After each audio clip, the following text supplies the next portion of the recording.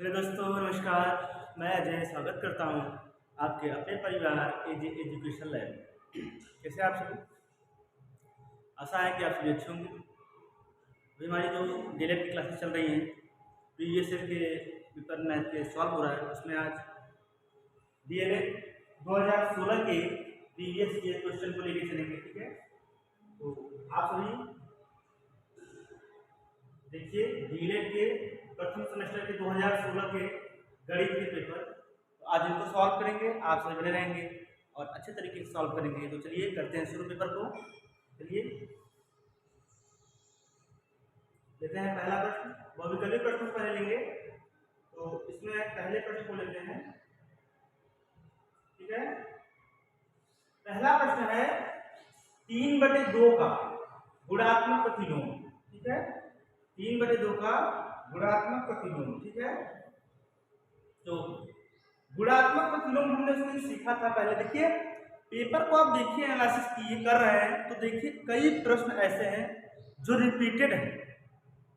जैसे गुणात्मक प्रतिलोम देखिए, अभी पिछली क्लासेस हमने सीखा था, जो प्रीवियस ईयर शायद 22-23 का ऐसे कुछ था, उसमें था। तो लगभग कहने का मतलब ये है कि जो प्रश्न है वो रिपीटेड हो रहे हैं। तो इसका मतलब ये है बेटा कि आपको प्रीवियस ईयर प्रश्न को देखना चाहिए, ठीक है? ओके, तो चलते हैं, देखते हैं गुणात्मक प्रतिलोम होता क्या, हमने सीखा था ना। गुणात्मक प्रतिलोम में होता क्या है, चिन्ह नहीं बदलते हैं, संख्या आपस में क्या होती है, ऊपर नीचे होती है। गुणात्मक प्रतिलोम का मतलब है कि उस संख्या का ऐसी संख्या से गुणा करें कि उसका गुणनफल एक हो। जैसे मैंने कहा कि 3/2 का ऐसी किस संख्या से गुणा करें कि उसका जो गुणनफल वो एक हो जाए। अब बताइए बताइए, अगर 3/2 का हम 2/3 से गुणा करेंगे तो क्या एक नहीं होगा? बताइए भाई, 3 से 3 कट जाएगा, 2 से 2 कट जाएगा, तो एक आ जाएगा, 1/1। यही गुणात्मक प्रतिलोम होता है, ठीक है ना? तो ये होता है जो गुणात्मक प्रतिलोम होता है, ये हमेशा क्या होता है, चिन्ह इसमें नहीं बदलते, ठीक है? चिन्ह वही रहता है, संख्या ऊपर नीचे हो जाती है। जैसे अगर हमने बताया था कि a/b का गुणात्मक प्रतिलोम पूछे तो b/a हो जाएगा, ठीक है ना? ऊपर नीचे हो जाएगा संख्या की, ऊपर का नीचे, नीचे का ऊपर हो जाएगा, तभी तो एक आएगा। हमें एक आना चाहिए ना गुणात्मक प्रतिलोम में, ठीक है? तो अगर 3 का गुणात्मक प्रतिलोम पूछा तो क्या होगा, 3/2 का क्या हो जाएगा, 2/3 हो जाएगा, ठीक है ना? और ये किस ऑप्शन में, ऑप्शन नंबर तीसरे में। ओके, ठीक है, क्लियर हुआ कंसेप्ट? गुणात्मक प्रतिलोम से यदि प्रश्न पूछे आपको छोड़ना नहीं है प्रश्न को, ये ध्यान देना, ठीक है ना? चलते हैं अगले प्रश्न पे। चलिए चलिए देखिए दूसरा प्रश्न क्या कह रहा है। चलिए दूसरा प्रश्न है 4 3 का कितना प्रतिशत है। देखिए थोड़ा सा लैंग्वेज बेस्ड प्रश्न है, थोड़ा सा प्रश्न को सही से एक्सप्लेन नहीं कर पाया है, सही समझा नहीं पाया है। 4 का 3 कितना प्रतिशत है, ठीक है ना? चलिए कोई बात नहीं, समझते हैं। 4 का 3 कितना प्रतिशत, 4 का 3, ठीक है ना? तो लिखोगे 3/4, 4 का 3 कितना प्रतिशत है, पूरे कर देंगे 100। कितना प्रतिशत है, कितना प्रतिशत है लिखना चाहिए, कोई बात नहीं। 4 से काटेंगे पर 100 को कितनी बार कटेगा, 4 दूनी 8, 2 बचेगा 25, 20 हो जाएगा, 4 पंचे 20, ठीक है ना? 25 आ गया और 25 का गुणा कर दीजिए 3 से, तो कितना हो जाएगा, 25 में आई 75, कितना हो जाएगा, ये परसेंट लगा दीजिए, 75% हो जाएगा, ठीक है ना? यानी कि 4 का 3 है तो 75%, ठीक है बेटा? और 75% किस ऑप्शन में है, ऑप्शन चौथे में, ये करेक्ट ऑप्शन है, ठीक है? चलिए करते हैं, लेते हैं अगला प्रश्न। और प्रश्न नंबर 3 देखिए ऊपर है, थोड़ा सा, हाँ उधर है प्रश्न नंबर 3। चलिए कोई बात नहीं,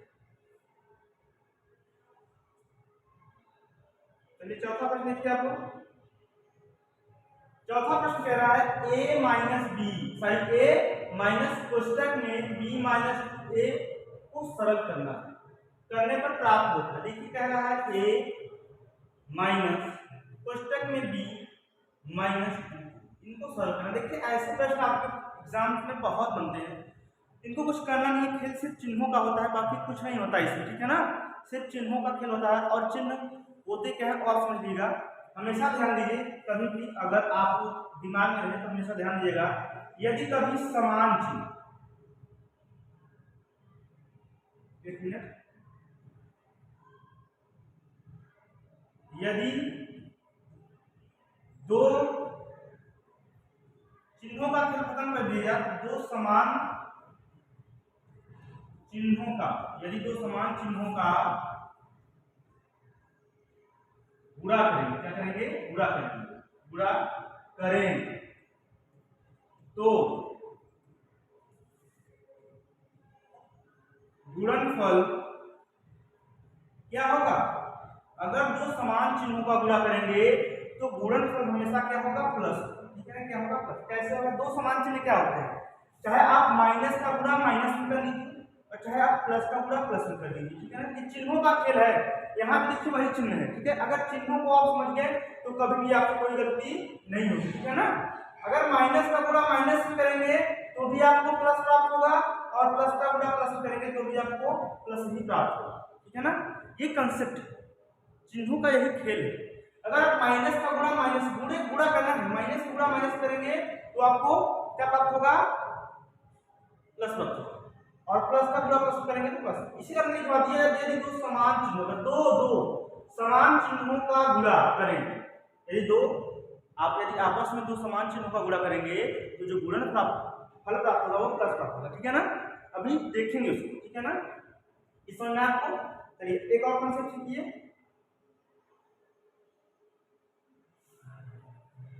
देखिए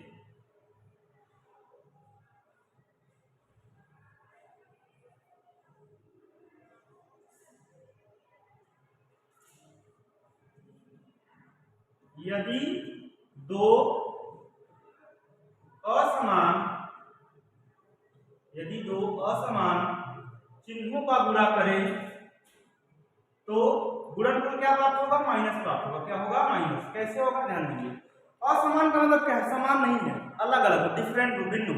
जैसे हमने कहा था प्लस का गुणा कर दे माइनस में, प्लस का गुणा कर दे माइनस में और चाहे माइनस का गुणा कर दे प्लस में, प्लस का गुणा चाहे माइनस में कर दीजिए, माइनस का गुणा प्लस में कर दीजिए। दोनों कंडीशन में जो गुणन प्राप्त होगा वो माइनस प्राप्त होगा। ठीक है ना, प्लस का गुणा माइनस में असमान हो गया ना, समान नहीं है। असमान देखिए, असमान लिखना है, असमान देखिए, प्लस और माइनस, माइनस माइनस और प्लस माइनस। ठीक है ना, असमान चिन्ह आपस में गुणा करेंगे तो चिन्ह क्या होगा, माइनस होगा और समान चिन्ह करेंगे तो प्लस होगा। ठीक है, चिन्हों का खेल खत्म कर दीजिए, बाकी कुछ है ही नहीं। ठीक है ना, और कोई भी अगर चिन्ह है और बीच में उसके बाद कोष्टक है तो क्या करेंगे, इन चिन्हों का गुणा होगा। ठीक है, चलते हैं प्रश्न पे। आई होप कि आप चिन्हों को समझ गए हैं। ये बहुत इंपॉर्टेंट पॉइंट है, इसको आप जरूर लिखिएगा। ठीक है ना, चलिए चलते हैं प्रश्नों पे। बने रहिए, आप लोग अच्छे से सॉल्व करेंगे इसको। चलिए कोई बात नहीं, चलिए आते हैं अपने प्रश्न पे। प्रश्न है यही चीज। ठीक है, देखिए चिन्हों का खेल है यहाँ पे। देखिए ये तो रहेगा, ये है। अब अगर ये माइनस है और यहाँ कोष्टक है तो इस माइनस का गुणा इस चिन्ह का गुणा अंदर सभी पद में होगा, इसमें भी होगा, इसमें भी होगा। देखिए डी के पहले कौन सा चिन्ह है, अगर कोई चिन्ह नहीं लिख रहा था तो हम प्लस मानते हैं हम, तो यहाँ क्या है, प्लस है। यहाँ क्या है, प्लस है। समझिए क्या, यहाँ क्या है, प्लस है। ठीक है, और प्लस का गुणा माइनस से करेंगे तो असमान चिन्ह हो गया ना। बी में कोई चिन्ह इसका मतलब माइनस नहीं है, प्लस है। क्या है यहाँ पर, प्लस है। और हमने अभी सीखा ये दो असमान, एक प्लस और एक माइनस है, यानी असमान डिफरेंट है ना। तो अगर हम ऐसे असमान चिन्हों का आपस में गुणा करेंगे, दो भिन्न चिन्हों का आपस में गुणा करेंगे, एक प्लस एक माइनस का आपस में गुणा करेंगे तो क्या होगा, माइनस प्लस होगा। तो माइनस का गुणा प्लस भी करेंगे तो माइनस बी हो जाएगा। ठीक है, अब देखिए, अब इस माइनस का गुणा इस माइनस दो ए में करेंगे। अभी हमने सीखा कि जब दो समान चिन्हों का आपस में गुणा करेंगे, दो समान चिन्हों का आपस में गुणा करेंगे तो क्या प्राप्त होगा, हमें ये गुणनफल प्लस प्राप्त होगा। यानी प्लस माइनस और माइनस का गुणा करेंगे तो प्लस हो जाएगा और दो ए। क्लियर, कोई दिक्कत नहीं होनी चाहिए। ठीक है ना, समझ में आ गया ना। हम इसमें माइनस का गुणा इस प्रश्न करें तो माइनस हो जाएगा, क्योंकि हमने अभी सीखा है कि अगर असमान चिन्ह रहेगा उनका गुणा करेंगे तो माइनस होगा, अगर समान चिन्ह होगा तो प्लस होगा। ठीक है, आ गया।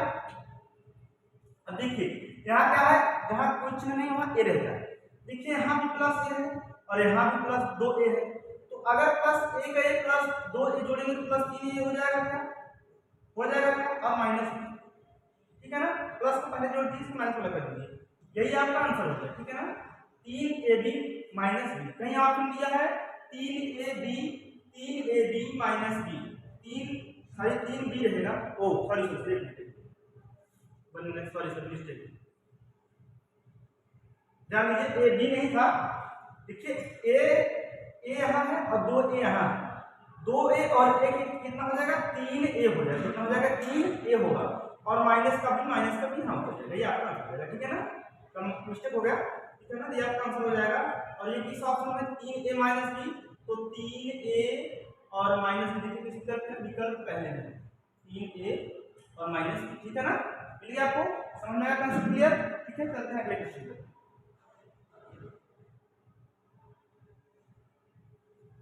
देखिए चौथा प्रश्न देखिए आप, चौथा प्रश्न कह रहा है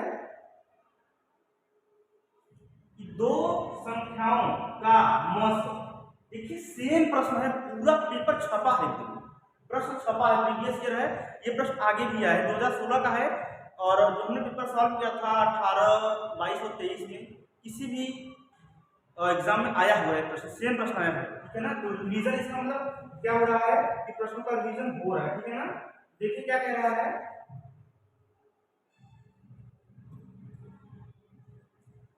दो संख्याओं का मौसम 35 है और उनका लसर 525 है, उनमें से एक संख्या 175, दूसरी संख्या, सेम संख्या भी है, टॉपिक तो मतलब क्वेश्चन तो है ही, नेचर तो है ही, लेकिन संख्या भी वही दिया है, आप देख लीजिएगा पेपर में जाकर, हमने सॉल्व करवाया है। तो कह रहा है दो संख्याओं का मौसम, मौसम कितना है, मौसम है 35 और लसर कितना है, जो भी फैक्ट मिला फैक्ट को लिख लीजिए, ठीक है ना, लसर कितना है 525, और पहली संख्या है, एक संख्या इसमें दिया है 175 और दूसरी संख्या में क्या करनी है, ज्ञात करनी है, ठीक है ना। तो हमने इस कांसेप्ट का एक क्वेश्चन बताया था, ऐसे प्रश्नों को सॉल्व करने का सूत्र था, लसर मौसम का एक सूत्र होता है बेटा, और सूत्र होता है, याद होगा हमने बताया था, अगर देखोगे तो होता है लस गुणे मस, लस गुणे मस बराबर पहली संख्या गुणे दूसरी संख्या, ठीक है, ऐसे शॉर्ट करके लिखिए, कोई दिक्कत नहीं है। अब जो वैल्यू उसको पुट कर दीजिए और आप जो भी काट कर दीजिए, इसका आंसर आ जाएगा, ठीक है ना। लस कितना है 525, तो उसको 525 रख दीजिए, और मस कितना 35 रख दीजिए, बराबर बराबर की उधर अगर संख्या है संख्या तो बराबर का भाग होता है, ठीक है ना, और पहली संख्या 175 तो 175 रख देते हैं, दूसरी संख्या नहीं पता, दूसरी संख्या लिख देते हैं, ठीक है ना, निकालना, ठीक है। तो जैसे उनका किए थे वैसे आप भी कर लीजिए, कोई दिक्कत नहीं होगी।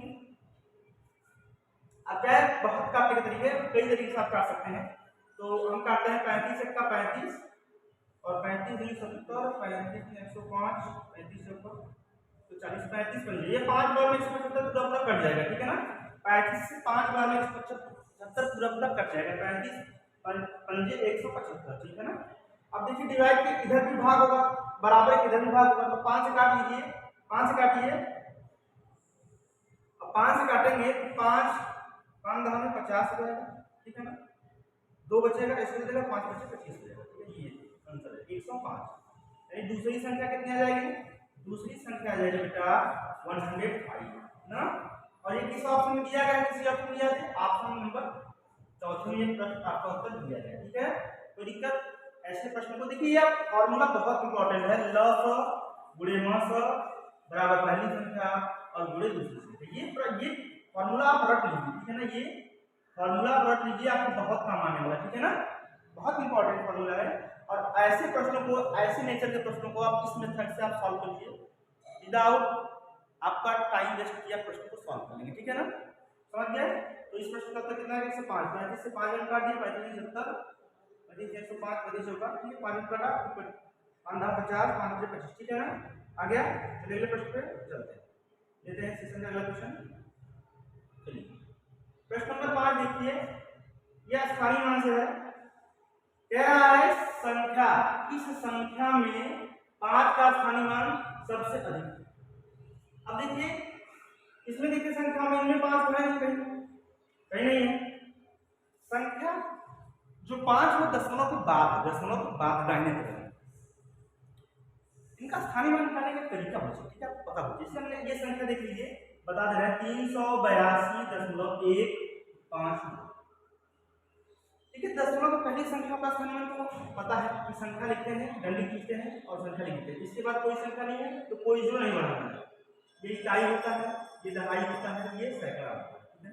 इसका वैल्यू होता है बता रहे हैं। 8 लिख दीजिए, 8 के बाद एक डिजिट है तो 0 बढ़ा दीजिए। 3 लिख दीजिए, 3 के बाद 2 डिजिट है तो 2 0 बढ़ा दीजिए। इनका स्थानीय मान होता है। ये तो दशमलव के पहले की संख्या के बाएं की तरफ है, लेकिन दशमलव के दाएं तरफ की संख्या का स्थानीय मान क्या होगा? तो इनका स्थानीय मान होता है, ये दशमलव जो लगा होता है ना, ये बहुत बड़ा गेम करता है। 1 का स्थानीय मान क्या है? आप लिखेंगे 1 और लिखेंगे बटे, दशमलव की जगह पर 1 लिखेंगे, दशमलव के बाद जितने अंक पर 1 होगा वो 0 बढ़ा देंगे, ये ठीक है ना। इसको कहेंगे 1 बटा 10वां भाग, ये 10वां है, 10वां हिस्सा है, ठीक है ना। अगर 5 का स्थानीय मान निकालेंगे तो लिखेंगे 5, लिखेंगे बटे, दशमलव की जगह पर लिखेंगे 1 और जितने स्थान पर होगा 5 पहला दूसरे स्थान पर 2 0 यहां बढ़ा देंगे, यानी 5 बटा 100वां भाग है, ठीक है ना।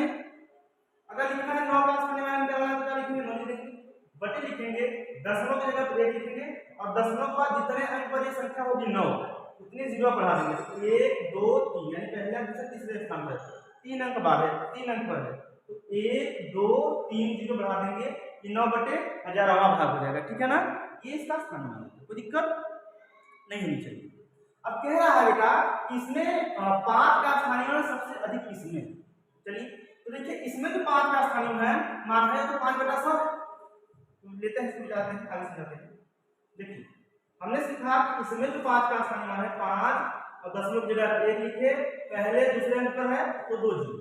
अच्छा इसमें देखिए यहाँ तीसरे स्थान पर है ना, यहाँ देखिए तीसरे स्थान पर है तो लिखेंगे 5 बटे लगाएंगे, दशमलव को हटाएंगे 1 लिखेंगे, पहला दूसरा तीसरा 3 अंक बाद है तो 3 0 यहाँ पर बढ़ा देंगे, ठीक है ना, कोई बात नहीं। चलिए इसमें देखिए यहाँ पहले स्थान पर 5 है तो 5 लिखेंगे और पहले स्थान पर 10 को बढ़ाएंगे 1 लिखेंगे और पहले स्थान पर 10 लिखेंगे, ठीक है ना, ठीक है। चौथे स्थान पर दूसरी जगह पर तो लिखेंगे 5 बटे, लिखेंगे दशमलव हटाएंगे 1 लिखेंगे 1 और ये दूसरी जगह पर दूसरे स्थान पर तो 2 0 बढ़ा लेंगे। ध्यान दीजिए ये है 5 बटे 100वां भाग, 5 बटे 1000वां भाग, 5 बटे 10वां भाग या 5 बटे 100। आप बताइए अगर 5 बटे में 100वां भाग आपको मिल गया या 1000वां भाग मिल गया, 100वां भाग मिल गया या 10वां भाग तो कौन सा हिस्सा अधिक है? इसको दशमलव में चेंज कर सकते हैं, तो कौन सा अधिक है? देखिए अगर देखिए अंश हमारा समान है, अंश देखिए समान है तो जिसका हर छोटा होगा वो संख्या सबसे बड़ी है, ठीक है ना। तो ये संख्या देखिए ये सबसे बड़ा है। कह रहा है कि इस संख्या में 5 का स्थानीय मान सबसे अधिक है। देखिए 5 बटे 10 ये किससे है? इससे। पहले में जिसका है दशमलव के नजदीक जो देखिए दशमलव के नजदीक जो सबसे पहले होगी या दशमलव के नजदीक जो 5 होगा उसका मान सबसे अधिक होगा, ठीक है ना। तो दशमलव के नजदीक यही है और यही आपको हमारा सही है, ठीक है ना। ओके चलते हैं अति लघु प्रश्नों पे, अति लघु उत्तरीय प्रश्नों पे। आशा है कि आपको प्रश्न अच्छे से समझ में आ गया, क्लियर हुआ होगा, ठीक है। तो लेते हैं सेशन का अगला क्वेश्चन। चलिए अति लघु प्रश्न को सॉल्व करते हैं। प्रश्न को देखिए, प्रश्न क्या कह रहा है कि 13 माइनस 8 गुणे 13 माइनस कोष्टक में 8 गुणे 2 प्लस 3 का मान निकालें। 13 माइनस कोष्टक में 8 गुणे 2 प्लस 3। देखिए बहुत इजी टाइप के प्रश्न रहे हैं, आपको गणित के नाम पे घबराना नहीं है, ठीक है ना। गणित के नाम पे बच्चे होपलेस हो जाते हैं, जबकि बहुत बेसिक क्वेश्चन आ रहा है गणित का, ठीक है ना, बहुत बेसिक क्वेश्चन है। सोल्यूशन देखिए कैसे करते हैं। ये देखिए क्वेश्चन में पहले का गुणा कर लेते हैं ना, 13 और माइनस करेंगे 8 दूनी 16। ये क्वेश्चन निकालिए 16 है, कोई दिक्कत नहीं ना भाई, 16 है और माइनस पूरा प्लस करेंगे तो माइनस किया जाएगा, कोई दिक्कत नहीं होगी, ठीक है। अरे 8 दूनी 16 हो जाएगा, क्वेश्चन में 16 होगा, माइनस पूरा करेंगे प्लस में माइनस हो जाएगा और प्लस का 3 हटा देंगे, ठीक है ना। अब देखिए ये प्लस 13 है, प्लस 3 है, यहाँ अगर कोई चिन्ह नहीं हो तो प्लस मानते हैं। ये प्लस 13 ये प्लस 3 तो जोड़ दीजिए, पहले प्लस प्लस को जोड़ दीजिए, 13 और 3 कितना हो जाएगा 16 और ये माइनस 16।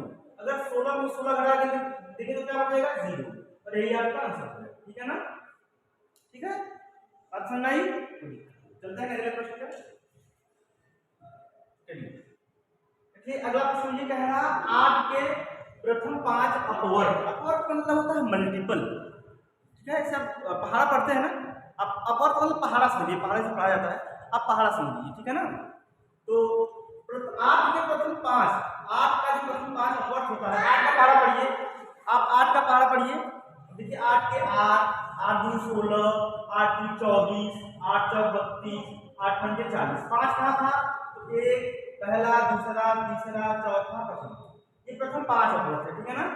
कोई दिक्कत नहीं, क्या जितना का तुम लिख सकते हैं। पहाड़ा प्रतिशत जिसका अपवर्त कहे, अब उसका पहाड़ा पढ़ती जाइए, जितनी बार कहे उतनी बार पढ़ लीजिए, बस इसका आंसर हो जाएगा, ठीक है ना। ये इसका आंसर हो जाएगा, कोई दिक्कत। चलिए अगले प्रश्न पे चलिए देखते हैं अगला प्रश्न। और प्रश्न है 8वां, 350 का 10% कितना होगा। 350 का मतलब पूरा 10% बता देना ना, किसी संख्या के आगे प्रतिशत लगाया इसका मतलब उसका बेटा 100, ठीक है ना। कोई दिक्कत नहीं होनी चाहिए, ठीक है ना। 350 का 10%, कोई दिक्कत। 350 का 10% कितना होगा। देखिए एक 0 से 1 0 गया, एक 0 से 1 0 गया, कहानी खत्म। 35 से पूरा 35 कर लीजिए, 35 का 35, यही आपका आंसर है, ठीक है ना। 350 का 10% कितना होगा, कितना होगा 35, ठीक है। कैसे कहा 350 का 10%, 350 का मतलब गुणा कर दिए 10%। हमने बताया था किसी संख्या के बाद यदि प्रतिशत लगा रहे यानी कि संख्या के बटे आप 100 लिख सकते हैं, ठीक है ना। कुछ मत करिए, आप कहते हैं किसी संख्या के बाद अगर प्रतिशत लगा रहता है तो गुणे 1/100 करते हैं, ये भी सही है, लेकिन लास्ट में आप गुणा करेंगे तो आप यही पाएंगे, ठीक है ना। तो इतना करने की कोई जरूरत नहीं, आप जिस संख्या के बाद प्रतिशत लगा रहे हैं उस संख्या के बटे 100 लिख दीजिए बस, ठीक है ना। ये आपका हो जाएगा। चलते हैं अगले प्रश्न पे। चलिए प्रश्न है 9वां सवाल, देखिएगा ये प्रश्न है, कह रहा है 3abc माइनस 2ab²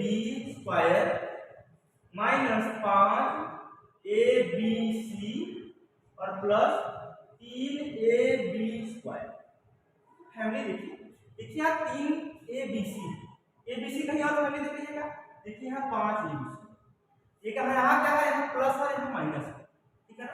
अगर हम माइनस 5abc अगर 3abc को क्या करेंगे प्लस जोड़ देंगे तो कितना आएगा, माइनस का चिन्ह बड़ा, ठीक है। क्या करेंगे, अगर एक माइनस एक प्लस रहे तो बड़ी संख्या में छोटी संख्या को घटा देंगे और चिन्ह वही लेंगे जो बड़ी संख्या होगी, ठीक है। तो यहाँ 5 बड़ी संख्या, यहाँ छोटी संख्या, ठीक है ना। तो 5abc में से अगर 3abc जाएगा तो माइनस क्या हो जाएगा 2ab, ओके भाई। 5abc माइनस में है तो यहाँ 3 जाएगा तो माइनस 2, तब भी माइनस का 2abc मिलेगा, क्योंकि माइनस का चिन्ह यहाँ बड़ा है 5 है, यहाँ प्लस का 3 ही है, ये भी 2 अधिक है इससे ना, तो माइनस का 2abc यहाँ आ जाएगा, कोई दिक्कत नहीं होनी चाहिए। अब देखिए यहाँ 2ab² है, यहाँ भी देखिए ab² है, ठीक है ना।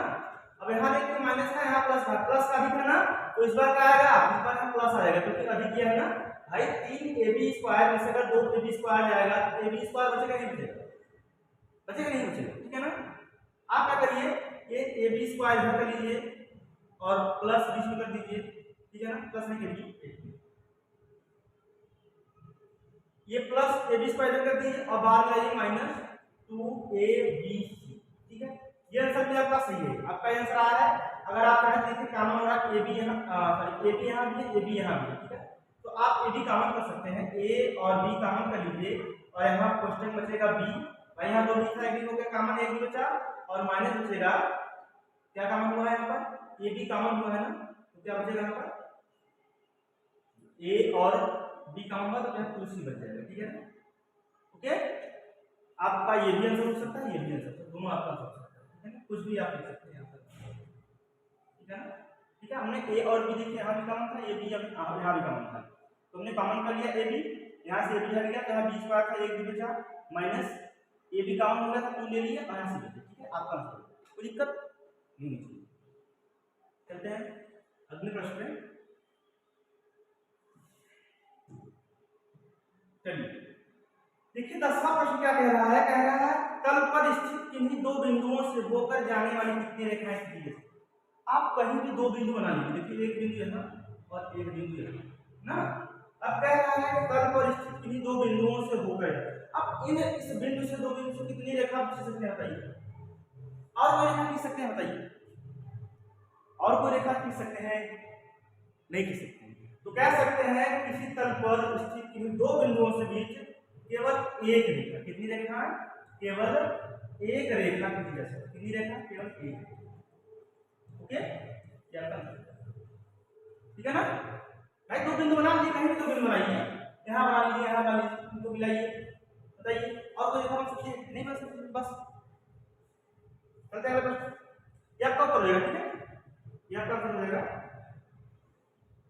ये आपका आंसर हो जाएगा।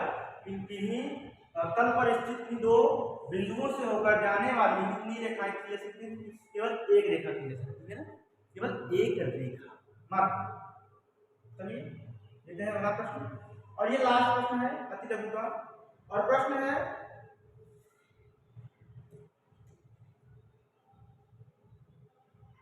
कह रहा है ये प्रश्न कि किसी वृत्त के पास, किसी वृत्त के व्यास और त्रिज्या के संबंध को देखिए। व्यास होता है, व्यास, व्यास देखिए, व्यास बराबर होता है 2 गुणे त्रिज्या, रेडियस। देखिए इनका संबंध क्या होता है, समझ लीजिए थोड़ा सा। देखिए ये मान लीजिए कोई वृत्त हो गया ना, ये वृत्त, ठीक है। और वृत्त क्या होता है, वृत्त होता है, और व्यास क्या होता है, व्यास होती है कि किसी वृत्त में सबसे लंबी खींची जाने वाली जीवा जो होती है वो व्यास होती है, ठीक है ना। यानी जो वृत्त को 2 बराबर भागों में बांट देती है वो क्या होती है, ये व्यास है। क्या ये व्यास है, ये पूरा क्या है, ये व्यास है, ये व्यास है ना। और त्रिज्या क्या होती है, त्रिज्या यहाँ बीच से होती है ना, ये त्रिज्या होती है। यानी त्रिज्या क्या होता है, आधा भाग होता है, बीचों बीच का आधा भाग होता है ना। इधर भी त्रिज्या होती है, इधर भी आधा त्रिज्या होती है, आधा त्रिज्या होती है ना। और ये पूरा व्यास है, इसलिए इसको व्यास क्या होता है बेटा, 2 गुणे त्रिज्या होती है, ठीक है ना।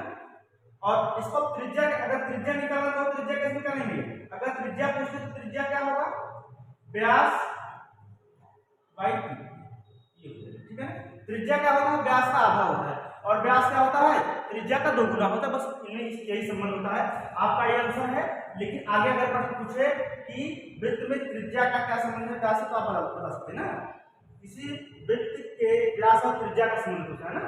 अगर त्रिज्या पूछ लिया तो व्यास का आधा, अगर व्यास पूछ लिया त्रिज्या का 2, ये आपका, ठीक है।